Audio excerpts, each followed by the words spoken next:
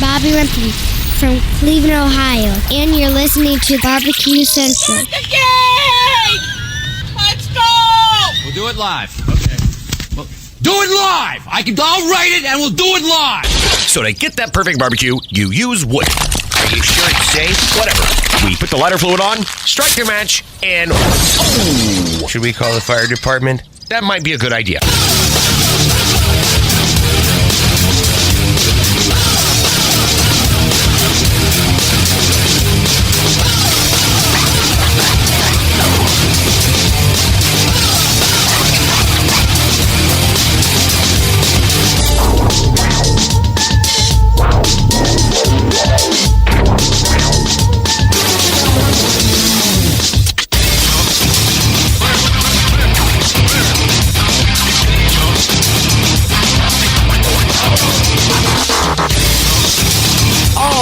Good evening and welcome to the really big Barbecue Central show.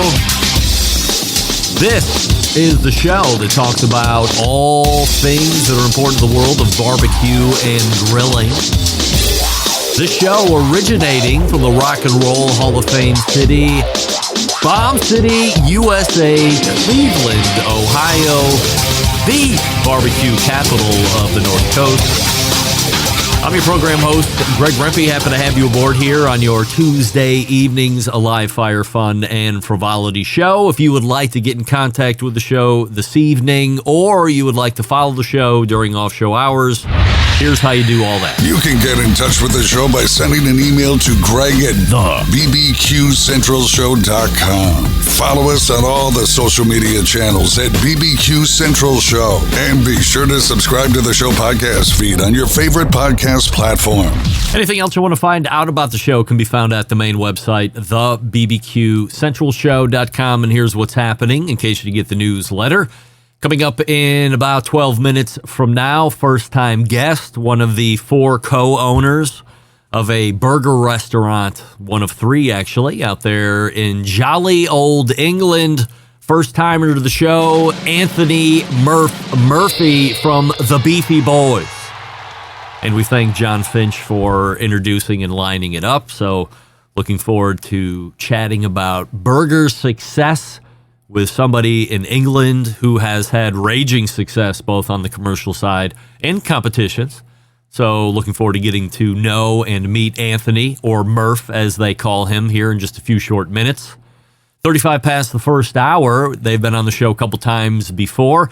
They are in their new moniker, their new handle, their new life as live fire influencers. John and John McLemore, the McLemore Boys, joining us in the second interview slot here in the first hour. Now, the last time we talked to these guys, they were fresh off of selling Masterbuilt and Kamado Joe to Middleby.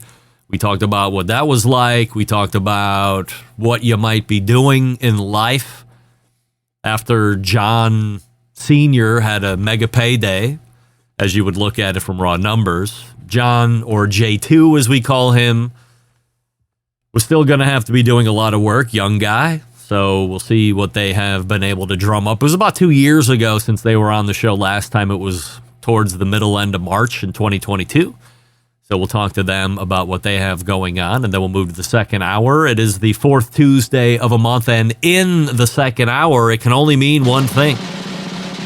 The embedded correspondence, yes. We have a huge 100% assurity questions list to get through. And then if we have time, Doug Scheiding was in Houston this past weekend competing in the Houston Livestock and Rodeo. So he can give us a brief update / recap as far as that whole event if we have time for it. So look for that. And we have some other things to get to as well. If the assurity questions don't run the gamut, I have a thought that they might. But just in case they don't, we have some other things to do to round out that second hour. So that's how it's setting up here this evening. Anthony Murphy and John McLemore, first hour, embedded correspondent, second hour. We say don't forget you can follow me socially, Instagram, Twitter, TikTok, Snapchat, at BBQ Central Show. And we say good evening to all of you watching tonight, either through Facebook.com/BBQ Central Show or twitter.com/BBQ Central Show, or on YouTube, which is youtube.com/@BBQ Central Show. We do have a YouTube poll question of the week, which some of you have already voted in. Like, read the question. Don't you think there has to be some kind of a visual to this? Nevertheless, 2 of you are already in. Maybe the rest of you are waiting to see this. And I'm asking everybody, including all guests this evening, this question. The guy in this picture could beat me up in 3 seconds, 7 seconds, or 10 seconds. And currently, 50% of you are saying 3 seconds, and 50% of you are saying 10 seconds. The guy in said picture just happens to be dating my oldest daughter, Bobby. That's Quentin Posey, Division II defensive back, all-star, I say all-American, although the accolades don't say that. But who cares what the sports writers think? I know talent when I see it. He's very big for a defensive back, but also shockingly quick, like defensive back quick, as luck would have it. But this is a big guy. I think in the Division III school, he could be starting middle linebacker or defensive end, edge rusher. But that's the question here this evening that we're asking everybody tonight. The guy in this picture could beat me up in 3 seconds, 7 seconds, or 10 seconds. And unfortunately, it's not going my way very well. Now, 75% of you are saying 3 seconds. I'm a cagey vet. I'm wiry. By the way, results from last week's poll. Here's a new little portion of the show. If you were on the fence about SmokeSlam, you are now 100% down after the interview. Now, 2 weeks ago, the end of the poll results, 56% of you said yes, 43% of you said no. And we're going to start here this evening. Initially, I was going to talk about the question that came in through the course of the week asking, where did the microphone go? You sound great as always. You had a big honking piece of microphone in front of you for the last 15 years, and now it's gone. Where did it go? Many people interested to know where this microphone is. I'll cover that next week, maybe, unless there's something even more hot than wanting to know about that, because I have a camera that's going to be coming in, show you all the behind the scenes so you can see where the camera is. But there is something else that we need to cover in the open because it is breaking news. A Barbecue Central Show exclusive news update. Greg Reiffer reporting for the breaking news desk here in Cleveland, Ohio, the city that makes the most live fire breaking news across the country, nay, the globe. In 2023, we did a Barbecue Central Show podumentary. We followed our pal Joe Martinez through the calendar year to talk to him about getting into the food truck business. And then what those first 12 months were like. To his credit, Joe, very open, very honest in answering the questions that I had ready for him each quarter. So it was a bit shocking for me to see today around 3 p.m. Eastern that he had posted a YouTube video announcing that he had closed the food truck. Within the moments of the video that Joe posted, he answers many of the high-level what happened questions and how he has arrived at the decision to close. Remember, this is the same guy who in December of 2023 told me in no uncertain terms that he guaranteed that he would have a brick-and-mortar restaurant in 2023. Sorry, 2024. I don't believe that statement and that declaration is going to age very well, Joe. However, I am working on lining Joe up for a follow-up interview so we can really dig into what happened. But again, lots of good info on the YouTube channel as to why he decided to close it down. I'm sure for many of you, this seems especially shocking because he was getting accolades from the highest places and people. all within the first year and a half or so of being in business. Accolades other barbecue restaurants would only dream about getting. He was getting them. So to see it close, a bit more shocking. By the way, this should also speak to the accomplishments of our pal and Utah embedded correspondent, Rusty Monson, and what he's pulling off on the daily out there in Utah with his barbecue trailer business. He's in 2 years or so by now, and by all accounts, thriving. So if you think it's easy, these two guys would be the first to tell you it's not easy. There's a ton of hard work that goes into doing this every day to make it a success. But you also need to be business savvy when it comes to operating a successful barbecue operation. Being a great cook, that's the easy part. Managing the business, the food costs, the labor, all the non-sexy stuff that you don't have a handle on, that's not good. You need to have a handle on that, perhaps even more than you being a great barbecue cook. If you don't have a handle on the non-sexy stuff, you might as well call your business Titanic Barbecue because it's doomed. So look, we all feel bad for Joe on the show. We look forward to talking with him in the next month or so. I don't see him in the chat, which is shocking. Usually he's making declarations and show intros, as he does. So we'll see how it shakes out. By the way, I'm gaining a little steam. 22% of you now think I could last at least 10 seconds with quit and posing. Gang, are you tired of settling for mediocre grilling experiences? It's time to step up your game and bring the ultimate flavor and cooker to the backyard barbecues. Pits and Spits Charcoal offers the highest quality live fire cooking experience that you can get in the market today. Using either wood or charcoal, their solid fuel grills produce those classic flavors you're looking for when you have the time to fire up the grill and cook for family and friends. With a large adjustable fuel tray, you can raise and lower the fire to control and fine-tune the heat. Their take on that very popular Santa Maria style grill. You can check them out at this custom website, pitsandspits.com/BBQ Central. That's pitsandspits.com/BBQ Central. And as you're spelling out Pits and Spits, you know what it is. Promo code at checkout to save you $150 off any charcoal grill is Charcoal Central. Charcoal Central. All one word, Charcoal Central. Pitsandspits.com/BBQ Central. Shop the charcoal grills. Put it in the cart before you pay. In the promo code area, Charcoal Central will save you $150 off any charcoal grill. Ryan Zaboro and the gang over there at Pits and Spits. All right, we're back to talk Beefy Boys. And that's just not a term of endearment. Stick around, be right back. You're listening to the Barbecue Central Show.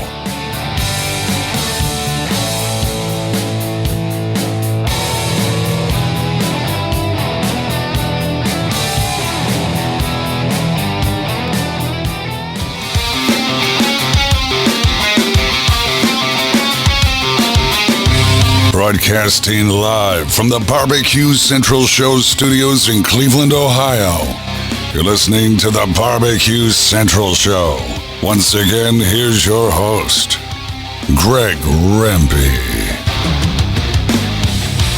All right, welcome back. This portion of the show being brought to you by CookinPellets.com, your number one source for quality wood pellets for all your pellet-driven cookers. Peruse their website to see what they offer product-wise.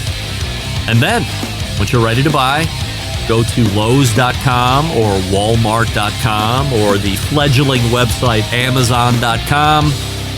Purchase from there. Same great product selection, even better shipping rates if you can believe it.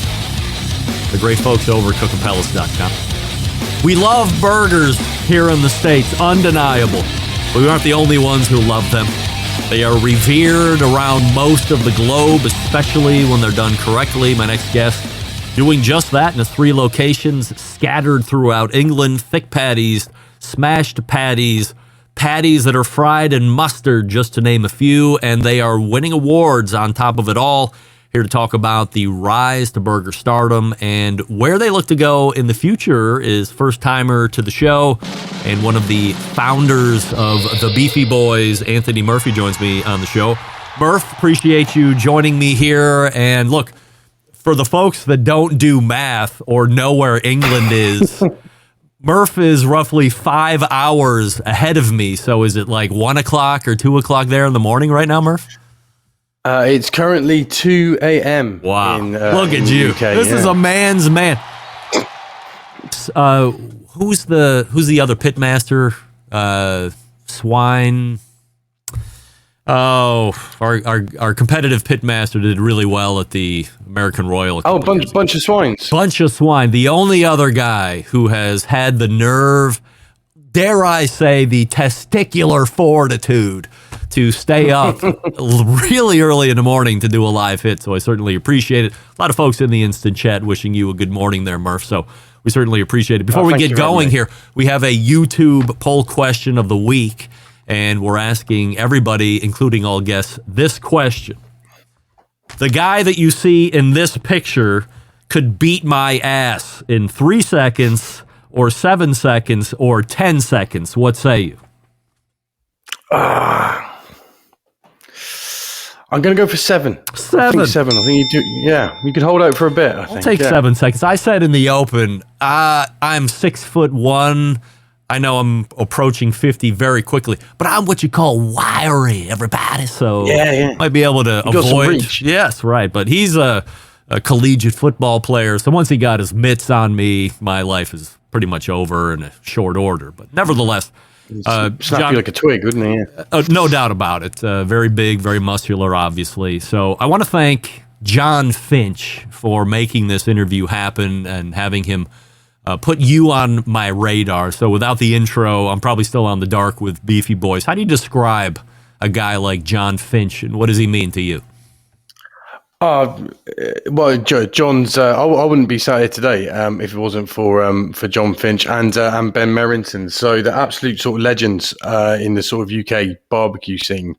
I'd say they're completely responsible, I think, for bringing so many people into this world. So.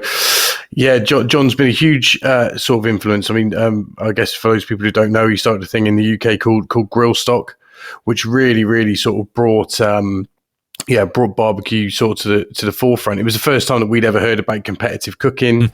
It was the first time we'd seen somebody bringing all that sort of American barbecue culture to this country. So yeah, I mean, the impact that those guys had on the UK food scene as a whole, it's Prior to this success that you're seeing in hamburger stardom, what's the background in live fire for you before you got into the burger biz? So we kind of sort of came into barbecue and everything bit by accident. I mean, none of us were chefs, none of us were sort of trained or anything. Basically, go back about sort of 11, 12 years now, and a friend of mine, a school friend called Dan, he called me up and said, look, I'm having a barbecue for my friends and family, and I'd like to do something a bit special. He knew I was into cooking and sort of eating and that. And at the time, we'd been watching lots of Man vs. Food, Diners, Drive-ins and Dives. It'd been sort of like, we hadn't seen much of that stuff in the UK. You know, I think it was around. People were doing it on a very sort of small level, but there hadn't been much exposure to that sort of world. And sort of, we saw these things sort of cropping up on TV. And so I said, look, if we're going to do a barbecue, let's do a barbecue like that. Because at the time, British barbecue was kind of awful, really. It's not really a culture that, Britain's sort of been great at, because you don't get much barbecue weather, obviously, in the UK. So, I mean, outdoor cooking wasn't really something that, it was something that people did, but it didn't have the huge sort of, presence in the UK like it did in America. So we did a load of research, we jumped online, found websites at the time, like AmazingRibs.com. I mean, that was a massive influence on us when we first started. It was one of the first resources that we found, and all that meathead sort of stuff. Do you know what I mean? The guy was sort of incredible. Do you know what I mean? And all the science that you went into it with, sort of ribs and everything. So we found that sort of whole world, researched into it, did a barbecue for our friends and family, and they were sort of like, guys, this food's amazing. This is some of the best stuff we've ever had, and you should do something with it. So started doing little sort of pop-ups in pubs and things. Do you know what I mean? We'd speak to a pub landlord and jump into his sort of like pub on like a Tuesday night, and we'd start doing ribs and start doing, like burgers and sort of things like that. And it was just a sort of hobby that we would do, and we'd maybe sell 3 or 4 burgers and earn sort of £5 each sort of profit, and it'd just be a way of kind of hanging around. Because for me, a big part of barbecue isn't just the food; it's the getting to sit there with your friends and spend time making something great. So that's what we got into first of all, really.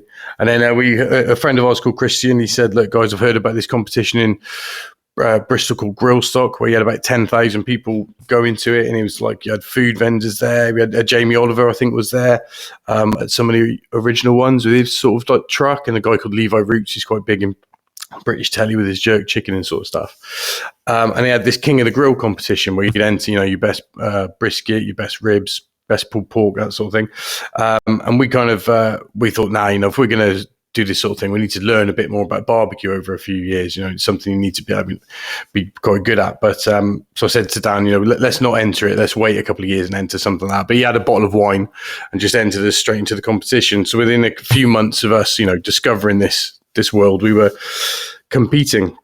And in the first competition we entered, I think we came 7th out of 20 competitors. And so we kind of thought, there's a bit of, there's something here, but perhaps we're not, terrible at this. And then we entered the one year and they had a best burger round, and we won that. And we didn't just win it. I think we smashed all the other competitors at the time. And it was one of those things where everybody was sending up, mad burgers. We had people sending up burgers with like a lobster on it, or people sending up, burgers this sort of big. But we just sort of stuck to our guns and sent up just a classic cheeseburger, nothing, no frills. Yep. We just wanted to make something that was, just really, just a good, honest sort of cheeseburger. So because we're from Hereford, which is like the home of sort of Herefordshire beef and that. So we're surrounded by amazing beef around here. So we sent this cheeseburger up, man. Yeah, we won that, and we got entered into the World Burger Championships in Las Vegas. And we flew over there expecting to come last, and sort of fly home. But somehow we came sort of second in the world. Since that point, the whole sort of thing sort of snowballed. And it's grown from like a little sort of pop-up into sort of a business that we have sort of today. What was the biggest pop-up that you ever hosted prior to getting into the brick and mortars, which we'll talk about here in a second? But as you are coming back from Vegas, you've won Bristol, you've come in second in World Food Championships. Big deals, by the way. Yeah. You want to do pop-ups, and that's the easiest way to see what the temperature of a potential consumer base is going to be like. What's the biggest one you're facing?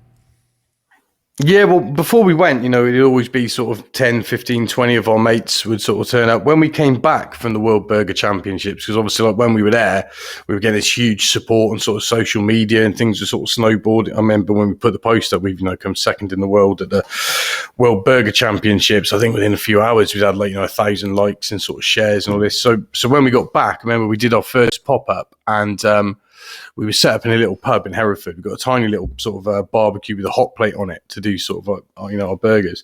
And we kind of look up, and sort of 5 to 12, we see there's a queue of 200 people just like out of nowhere. Just turned up. And that first day, I remember, it was a 2-hour wait for a burger, because literally we were cooking patties and a bit of bacon and sort of one bun at a time. So we had people waiting 2-3 hours. And then each week it would snowball. So then the next pop-up we do, there'd be 300 people, next there'd be 400. And it ended up every Thursday in Hereford in this one pub, we were having 600 people turn up for a burger. And there was literally a queue about a mile down the road of people. It was at that point that we kind of said, right, we've got to think about quitting our jobs. There's something here, more than just a hobby now. Are they the best burgers currently available in all of the UK? I mean, to get 600 people waiting, and this is hours in line, right? This is like going to Franklin's Barbecue or some of the big restaurants out there in Texas that everybody hears about. I can't begin to fathom waiting in line for barbecue for 3 or 4 hours. No offense, but I couldn't imagine waiting in line for 2 hours or 3 hours for a hamburger. Yeah, I mean, well, nowadays in Britain, I mean, the hamburger game is massively stepped up. I mean, when you go back to when we started about sort of 11, 12 years ago now, you couldn't really get a decent hamburger, you know. And it's mad how much you guys people didn't can muck it invent up. the burger. Burgers had been around for 900 years. You just found a way to make like the most delicious burger that people had tasted until then, I guess. Yeah, well, I always say with cheeseburgers, you know, to me they're like Italian food. Do you know what I mean? It's simple food. There's nowhere to hide, and at the time, you know, we had so many awful burgers in this country that, you know, with these like sort of, you know, tough little hockey pucks of like, you know, overdone sort of meat, overworked. You know, they'd seasoned through the patty, so it started curing and going horrible, you know, thick slabs of sort of cheddar on top, just rubbish burgers. And we weren't doing anything different, you know, we're just taking, you know, those sort of original techniques that people would use to cook burgers from, you know, the sort of 40s, 50s, 60s, and, you know, just treating it properly and doing it well with, you know, fresh ingredients, locally sourced, grass-fed beef, do you know what I mean? It literally comes from down the road here. So that's all we were doing, but it really resonated with people because I think there was an authenticity to it. Do you know what I mean? They were coming down and they were seeing these guys with a big bag of meat, literally, you know, handballing it, smash it onto a hot plate. Do you know what I mean? And I think because that's the great thing about pop-ups, you know, you get that customer interaction.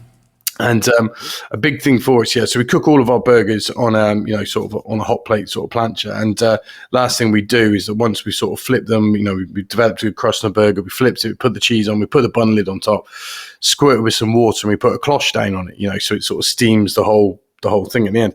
And there's an element of sort of theatrics to that as well. So I think it was the story. Do you know what I mean? Oh, there's these guys from the UK who've gone over to America, won this big competition, because, you know, when we think of America, do you know what I mean? The sort of hamburger is one of the first sort of food things that sort of come to mind. So I think we sort of just captured a bit of imagination over here as well. And when people tasted it, it was good. So they were coming back.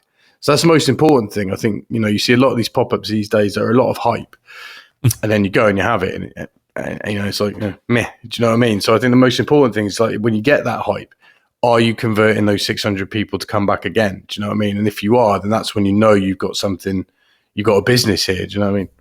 So you've decided it's you and 3 other guys that are owners in Beefy. So you decide, well, we're going to get into real business here. We're going to open a location. You open your first one, and then I assume that's a pretty big success right off the bat, or at least good enough for you to consider even an additional location after the first one.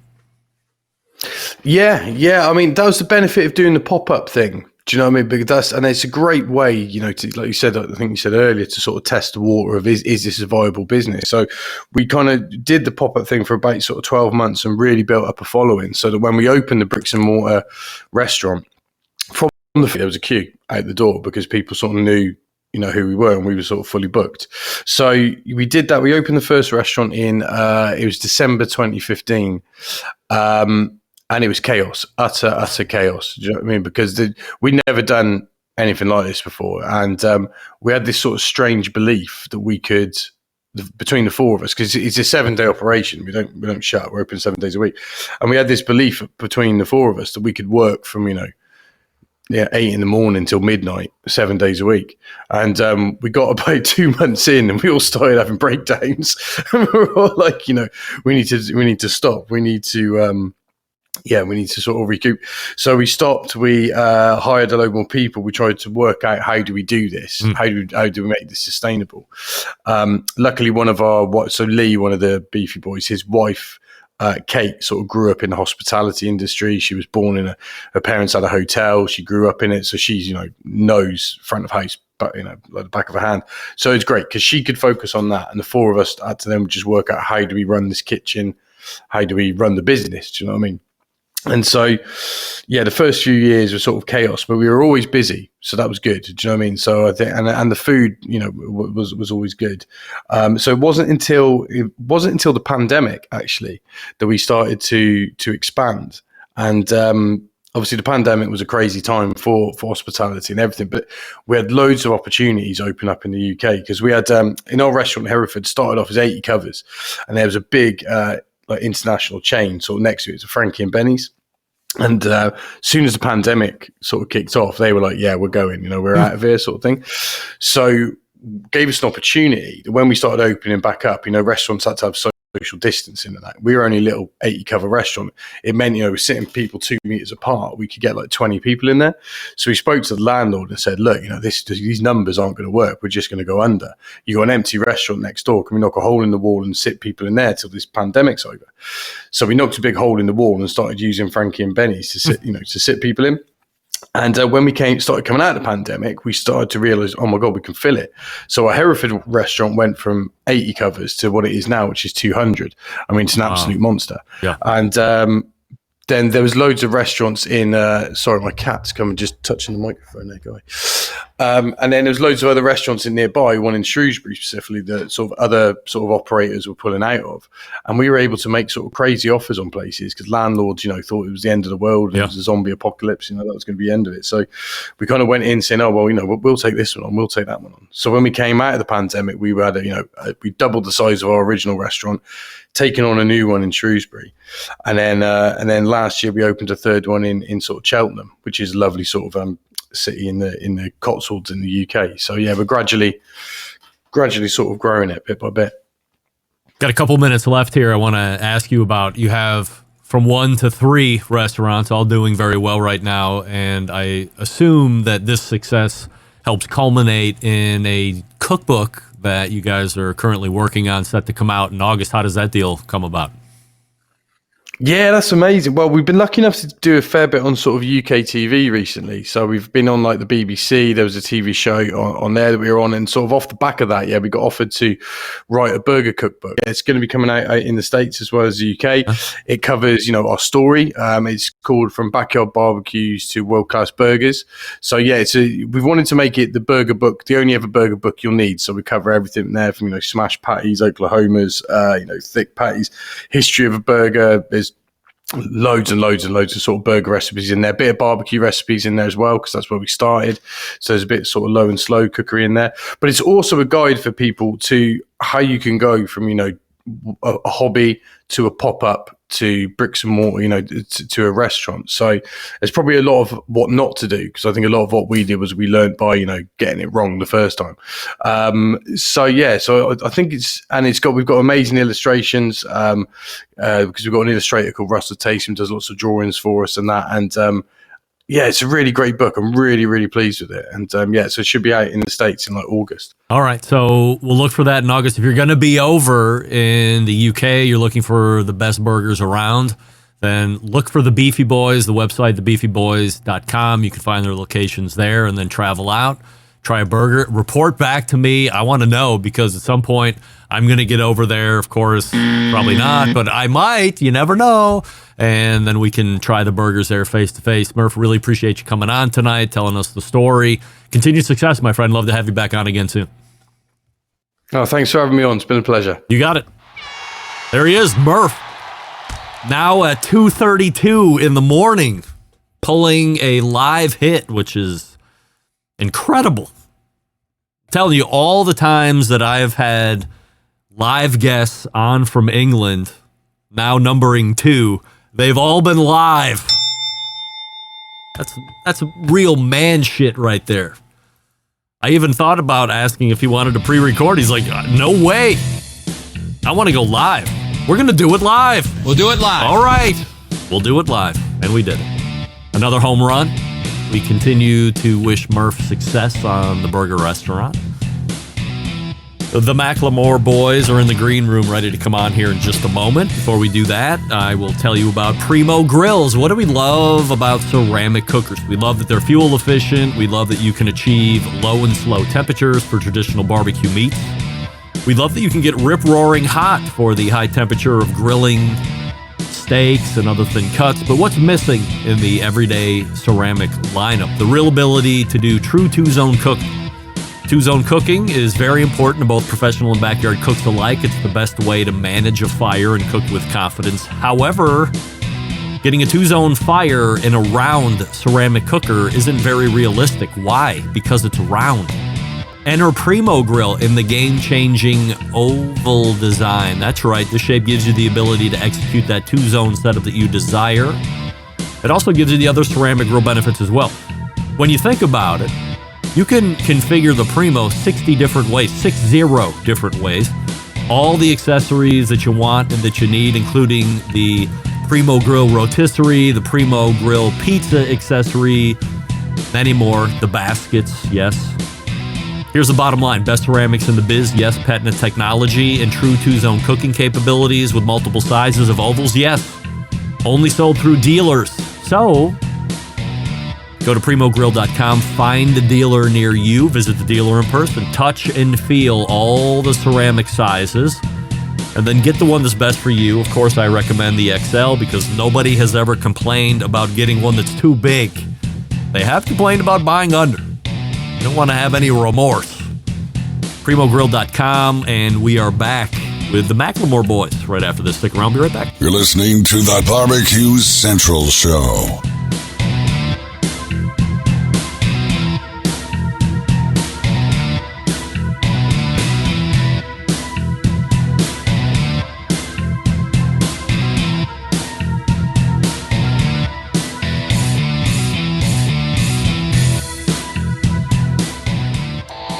Howard Stern, Jim Rome, Dan Patrick, and Greg Rempe. The Mountain Rushmore of talk show entertainment.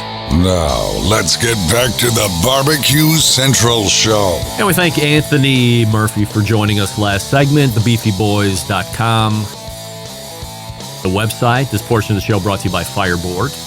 You can monitor up to 6 different temperatures simultaneously. You can connect to Wi-Fi for cloud-based monitoring or Bluetooth if you want. Smart speaker, accessible, all questions and purchases, fireboard.com or call 816-945-2232. My next guests were on the show back in March of 2022, if you can believe it, and they were fresh off an acquisition to Middleby at that time and looking to see what they might be doing in their life professionally going forward. If you follow them, they seem to have really found a groove. So we are happy to welcome back our pals, John and John McLemore, the McLemore boys. There they are, sexy as ever. J2 has either pulled hair back or gotten an incredible haircut. What do we have? He pulled his hair back. Son of a gun. All right. Look, before we get going here tonight, I know John's got the hair. Look what I don't have. All right, so we've made sure we point that out. I have no hair. Best hair in barbecue. No doubt. Is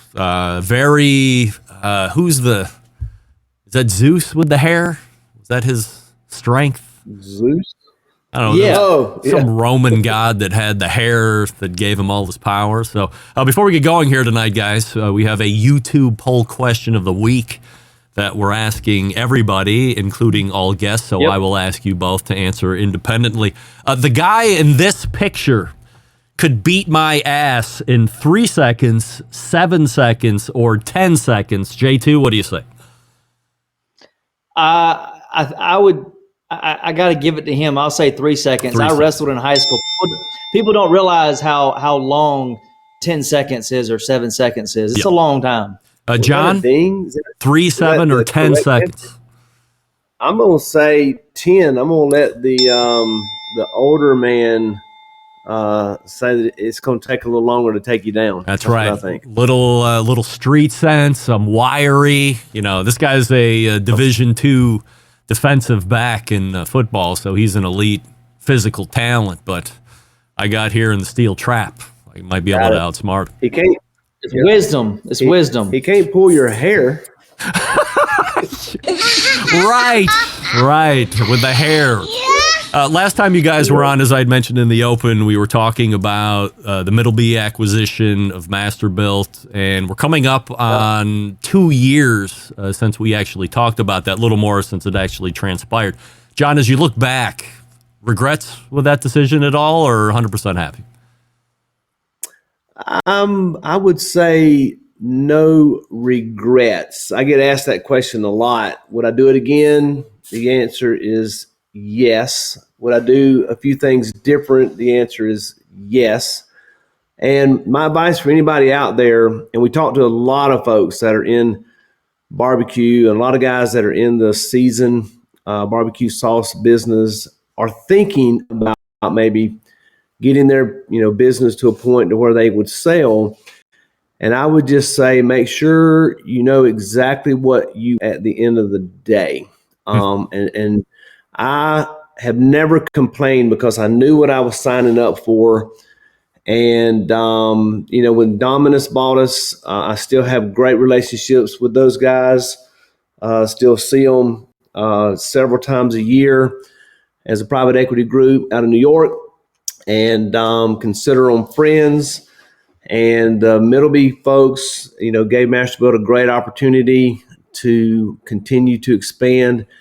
COVID changed a lot. Kamado Joe as well, too. Yep, with Kamado Joe and Char Griller. So, Right. I am glad that we did it. It was very different for our family, Greg, and different for John. Obviously, he had ambitions of being the leader of that company at some point, and looking back on it, he's like, what was I thinking? What's so interesting is you grow up in a family business, and there were six third generation family members. There was me and my two sisters on my dad's side, and then my uncle Don had three sons. And that's where family businesses can get tricky, is when you're going into the next generation and you get others involved, and everybody's got different jobs and who owns what, and it can get tricky, and that's why things split up. We were fortunate that I was the only third generation to get involved from a working capacity. Everybody else just went on their own journey, and that's totally fine. And for the longest time, that's all I wanted, was to be the CEO, to run the company and the family. It was such an amazing journey. And I would say the wiser and older I got, and the more I actually learned about really where my core strengths and passions are, I don't know if that was sitting in a boardroom every day. Yeah. And it actually was cooking and doing a lot of what we actually do now. So, there was a period of time where you're like, man, it kind of sucks. And, that dream of mine is maybe squandered a little bit. But God works in mysterious ways. And I think it afforded not only our family, but the company to be secured in a lot of ways. I mean, Dad spent 36 years grinding it out. Yep. And I worked for the business for the better part of 14 plus. To build something, and you want to reap the benefits and rewards of that someday, and it afforded a lot of others opportunities too to grow in the company. Yeah, John, J2, when you were in this mindset of being the next John McLemore in charge, was it because, if you look back at it, kind of take yourself out of it and look into it now as a Dr. Phil kind of thing, was it because your dad was that guy and you want to make your dad happy and it makes sense that you would take over someday? Or did you really feel like, I'm business passionate and I think I can help bring Masterbuilt to the next level, introduce revolutionary products, and it's not just backfilling because it's a name, it's because that's what you wanted to do before you figured it out that you didn't want to do it? I think it probably ebbed and flowed a little bit. There were probably seasons and elements of various things like that. Ultimately, what I saw, and again, I got to see a lot of the behind the scenes. My office was right outside his office for about 8 of those years. I saw a lot of the closed door stuff. I saw the life-changing moments that he was able to help others. The hiring of certain people and growing people in the business, the family environment that we had in the business. I was consumed for a long time with being a part of that. And I think just naturally, that's the conversation that happens. Is you're the third generation, you have the same name, you're a junior, you're going to take on that role. And for several years, I was being groomed to do that. And just as we all learned and the company grew, it was very different at, when I was 23, 4, 5 than when Dad was 23, 4, 5. Yeah. The business was different. Yeah. It was realistic for me to take over at 25, kind of like he did. But I don't know. I don't know if I ever sat down and had that one specific thought. It was probably a multitude of things and passions. Yeah. Ultimately, where we ended up, though, I will say, Greg, is I'm definitely fulfilling things that I'm doing now and fulfilling some of the passions that I have in life. and that definitely was not a boardroom. But the traveling, the meeting of great people that we get to meet now, and all the cooking we get to do, that's really more of my passion. Yeah. Yeah, it's very different when when I was 8 years old until I was 18, becoming an owner in the business. We were just in 3 states. We were a very small company. When I took it over from my dad at 18, I became CEO at 22 and did that for 36 years. Wow. And it is different growing up in a young business than taking over a business that is global. We had over 200 employees. We were in a lot of volume, like 30 plus countries. Yeah. It was very different. It was a well-oiled machine. It wasn't like taking over a backyard, little podunk company back in the day. Yeah, and we are still so very proud of the Masterbuilt brand. We're very proud to be founding family of the brand. We're super excited that we're still involved as ambassadors. It is very different. I do not miss the challenges of being a CEO. In some aspects, I loved some of the challenges, but I can tell you it's a lot more fun and a lot less stressful being a brand ambassador than it is an owner and CEO of a global company. This is a great segue. I was thinking about this overnight. J2 and I talked about it when we were sound checking yesterday. I'm like, I got to ask your dad. This is so surreal to me. This is a guy that was owner of the company, inarguably had its biggest spike in growth and name recognition and stuff all under John's watch. And now you're the brand ambassador for the company you were making products for like 40 years. So it's a unique perspective for you. So how do you view your role now? You helped launch the Auto Ignite or whatever that product is called. How do you attack it as a influencer now versus a owner of the company?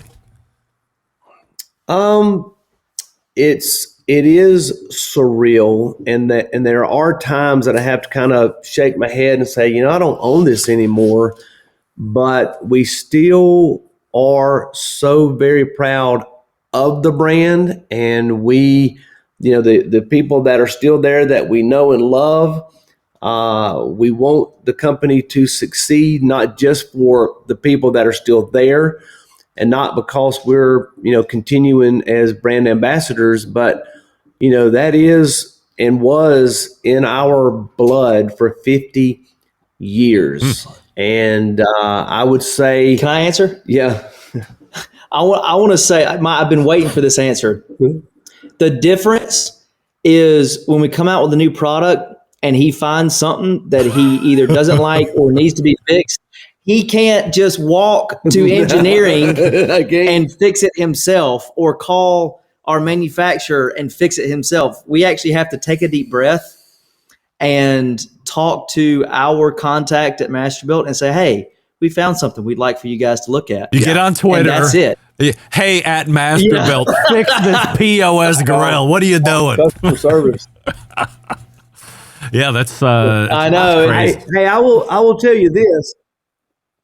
We're still so in love with the brand. We're at the Daytona 500 race, and we're walking through the infield. We did a Fox. This is so. We did a Fox and Friends segment on that Sunday morning, and the Saturday. Or probably Friday because it rained on Saturday. We're walking through several campsites and we find a guy with a smoker and he's like, hey man, I've been a Masterbuilt fan forever, but my smoker's not working. What can you help me do? And we literally troubleshoot. No, there's no we. I'm not kidding. He is, I got a picture. He's on his back on the ground underneath the smoker. And it's a 4 or 5 year old, probably a $200 smoker. Homeboy is fixing the smoker, gets it working. The guy fist bumps us. We take a picture with him. Funny. And then the guy finds out, my girlfriend was there and she was like, you do realize that he used to own that company. Like he was, and he was like, "What?" And then it starts to click as to who he is, and he's like, "How cool is that you like just go out of your way to help me?" So that's the passion. It can't leave you, right, John? I mean, for as long as you were in it, even though you're not the owner, you go buy something with a name on it, you know how to fix it. I would imagine it's just the essence of who you are. You're going to fix it. Yeah, that's right. And then we walk right across the street and find a Masterbuilt electric turkey fryer, and guys were actually frying a turkey while we were there. So that was cool. The year prior, we do the Fox and Friends segment from Masterbuilt, and a guy buys a Gravity series and comes back while we're cooking again this year, talks to us about the grill. That part we still love. Yeah. So it is kind of cool to be able to still have that involvement, but I don't have to worry about cash flow. I don't have to worry about inventory. I don't have to worry about HR. I don't have to worry about the bank. I don't have to worry about the board calls. So all of those things that I really did thrive and love to do. We're at a different stage in life right now. I love being on a tractor. We love working our land. We still use the products in our camper, at our house, at our farm, at deer camp, when we're traveling. And we're not just ambassadors because Masterbuilt pays us to be ambassadors, but we're ambassadors because we still really do. I really do mean this. I said this a couple days ago to somebody. I was like, if you gave me $1,000 to buy one product to put on my back porch, it would be the Gravity Fed 800 or 1050. Yep. There is just, there is no singular product that is more versatile, more capable to do just about every different style of cooking outside of sous vide.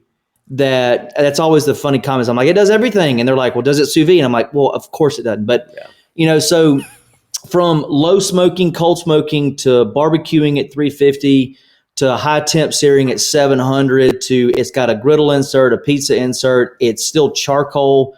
It gives you the digital control side, Wi-Fi, Bluetooth if you care for that. There is literally nothing that it won't do.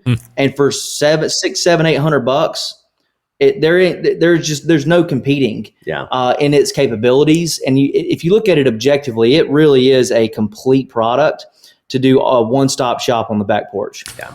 So this is going to be happening. We already have another segment booked, and we're going to be digging into this quite a bit more here in a month or so. On the way out here, I want to ask you both independent questions. JT, let me start with you. Yep. I love following you guys on social media, doing the Fox and Friends stuff. You're traveling. Although, I mean, social media is only what I can see, of course. So as I follow you and your dad on social, it seems the two of you are just having the time of your lives. What are the hard days like?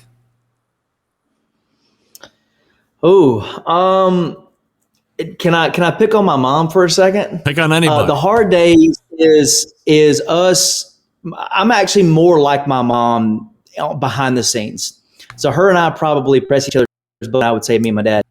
The hard days is writing the book and me and mom going through probably thousands and thousands of photos and her developing shingles from the pure stress of which photo to decide on. I mean it. We do have tough days. I mean, when you spend that much time with your family or anybody for that matter, you're going to have clashes.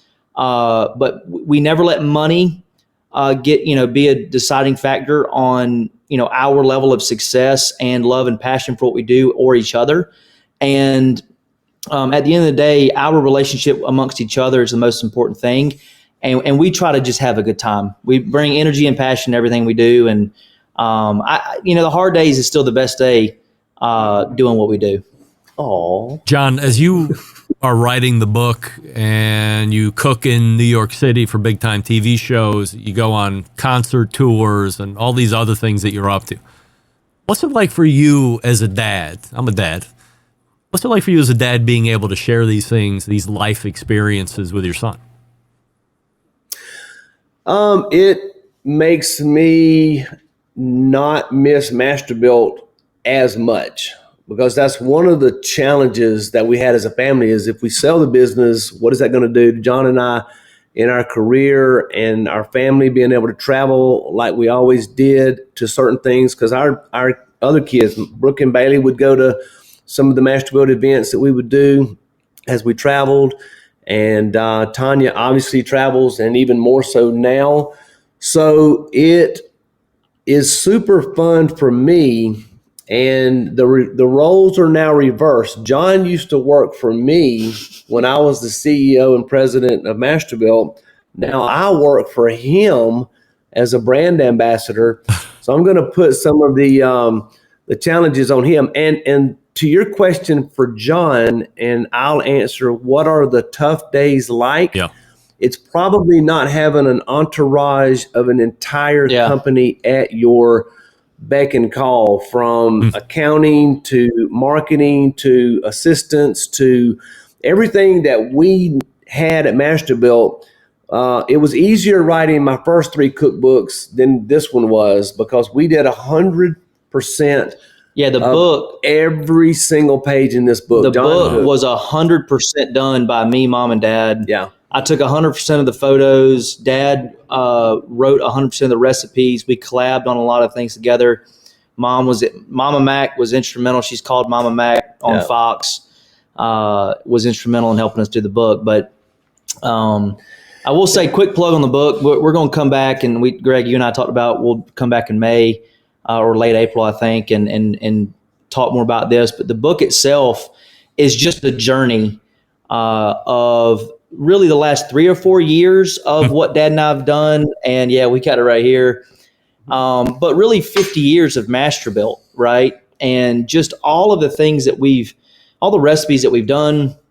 And it probably is just a starting point. If I could be, maybe I jump the gun a little bit to say that we have got so much in the bank in terms of the journey that we're on now. So we're super excited about that. Looking forward to coming back in April, late April, I think, to talk more about it. Yeah. Hey, John, how much is too much? How much is too much? You're talking about just a little bit more. Yeah. I'll tell you something else that's fun for us is we love the folks that we meet doing what we do. Our buddies at Lane's Barbecue, they're still hanging with us. They're going to do the concert again with us this coming up here, and we're doing a lot with Lane's.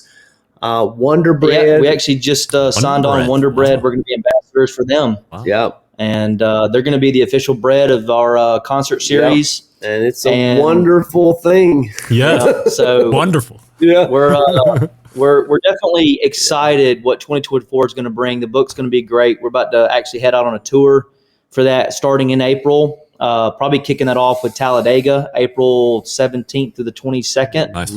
And the book launches officially. Well, it's out on pre-order, but it officially ships May 7th.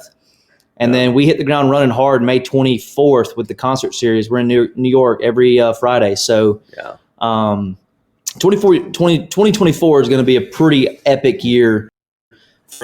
Honestly, we're just living our best life. We're having a great time. Yeah. And Greg, you know what the perfect job is, right? No. The perfect job. I've said this in every interview that I did at Masterbuilt as a CEO. The perfect job is the job that you love so much that you do it for free, but you do it so well they pay you. Yes. Agreed. That is the perfect job. And I've lived that at Masterbuilt. I loved every day, even through our hardest challenges. Yeah. And right now I can say that life is pretty good. A really good friend of mine here in town that's a very successful businessman called me one day as I'm sitting on a tractor, and he said, "Hey, John, how you doing?" I said, "Mr. Blanchard, I'm sitting on a tractor at my farm, driving in the dirt. Life is pretty dadgum good." Yeah. No doubt. Well, we're looking forward to having you back end of April. We'll talk about the book. We'll talk about the concert series, how you work that and what you do each and every week. Yep. So continued success, and we'll see you in a couple weeks. Yeah, hey, and thank you for having us back on, and look forward Absolutely. to all that you do. So thank you. All right, guys. John and John McLemore, or John and J2, as we say. And you can find them at themclemoreboys.com. That's the website, themclemoreboys.com. And see, look at this. All right. What did I do? Something happened. That's fine. Continuing to produce incredibly mediocre content in an We'll go nowhere. We'll stay right here. Way. You're listening and watching the Barbecue Central Show. Once again, here's your host, Greg Rampey. And we thank John and J2 McLemore for joining me last segment. TheMcLemoreBoys.com. You'll see them if you're watching Fox during the concert series through the summer. So looking forward to that. And then the new book, and we'll talk about that way more in depth next time around. Pardon me, end of April. All right, so let me see here. How do we get caught up? Because we're just pitched over the front of the hour. All right, we'll just do it like this. If you're just tuning in, don't worry. We have podcasts that will be sussed out Wednesday and Thursday. We'll tell you more about that here in just a second. And we will get the clock right and head to the second hour. You are listening and watching the Barbecue Central Show right here on the Barbecue Central Network. Stick around. We'll be right back.